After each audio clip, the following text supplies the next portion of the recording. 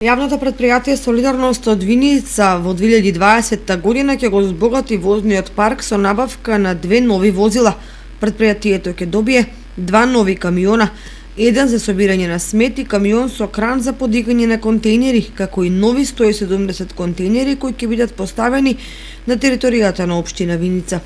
Овие инвестиции за оваа година ги најави директорот на јавното претпријатие Солидарност Александар Трајков. Сигурно е дека во склоп на регионалната регионалната депонија, односно Сдруженото регионално предпријатие за управување со отпад, сигурно е дека Виница или јавното претпријатие Солидарност ќе добие уште две возила, и тоа камион од 16 кубни метри за собирање на смет и камион со кран за подигање на контейнери.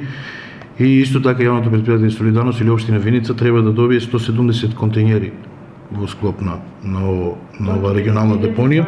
Покрај ова ќе бидат изведени низ зафати на водоводната мрежа со поставување на канализациони и водоводни мрежи, а моментално се работи на поврзување на канализацијата во село Истибања.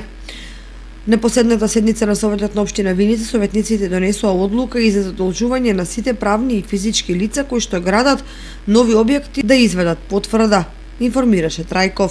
Исто така имаме предвидено и низ за зафати на водоводната мрежа, поставување на водоводни мрежи, поставување на канализациони мрежи. Моментално работиме на поврзување на канализацијата во Истибани, кај што со години 3 пати правено канализација не е завршена како што треба. Еве сега се надевам дека ќе успееме да ги отворивме шахтите кај што треба, ќе се надевам дека ќе успееме да поврземе конечно канализацијата во Истибани.